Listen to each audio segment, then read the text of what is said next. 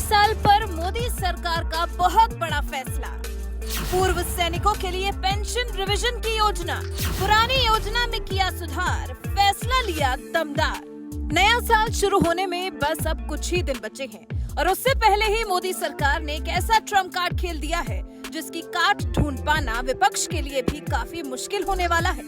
लाखों रिटायर्ड सैनिकों के लिए बहुत बड़ी खुशखबरी लेकर आई है मोदी सरकार। सेना से रिटायर होकर पेंशन पाने वालों के हित में मोदी सरकार ने शुक्रवार को एक ऐसा फैसला लिया जिससे पूर्व सैनिकों के चेहरे खिल उठेंगे।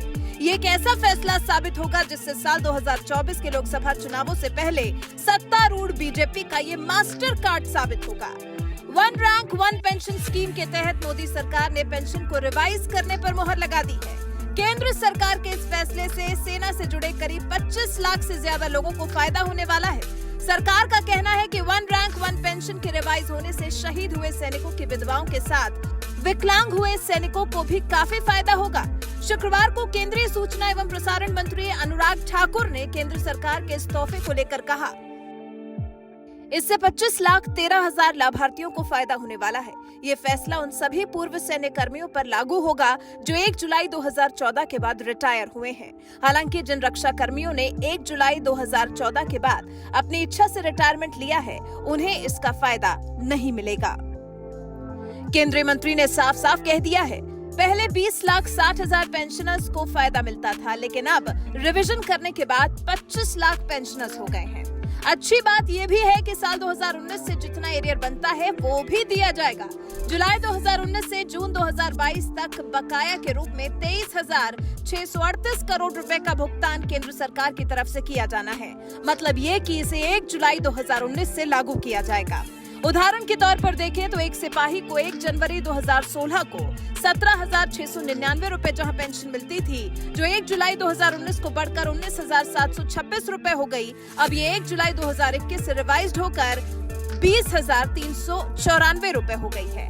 इस प्रकार से जुलाई 2019 से 30 जून 2022 तक संभावित बकाया 87,000 रुपए बनता है, जो एरियर के रूप में पूर्व सैनिकों को दिया जाएगा। केंद्र सरकार की इस रिवीजन योजना से हालांकि सरकार पर 8,450 करोड़ रुपए का अतिरिक्त भार पड़ेगा।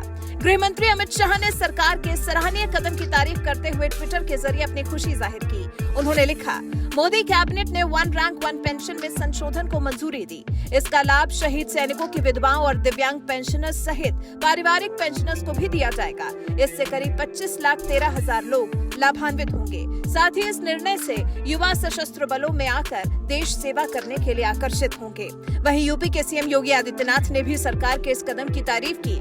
उन्होंने लिखा, केंद्रीय मंत्रिमंडल द्वारा वन रैंक वन पेंशन के तहत रक्षा बलों के कार्मिकों पारिवारिक पेंशनरों की पेंशन में अगले पुनरीक्षण को मिली मंजूरी अभिनंदनीय है। 25 लाख से अधिक पूर्व सैनिकों व उनके परिवारों को लाभान्वित करते इस निर्णय के लिए हार्दिक आभार आदरणीय पीएम श्री नरेंद्र मोदी जी।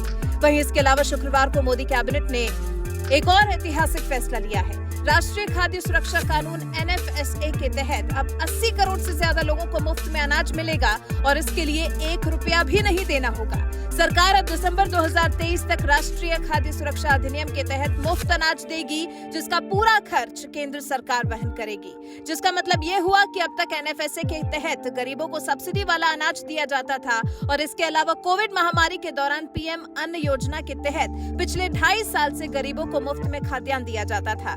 सरकार ने कह दिया है कि PM अन्न योजना के तहत दिए जाने वाले अतिरिक्त खाद्यान्न की अब जरूरत नहीं है, जबकि प्रधानमंत्री के गरीब समर्थक कदम के हिस्से के रूप में NFSA के तहत उन्हें अगले साल मुफ्त में खाद्यान्न मिलेगा।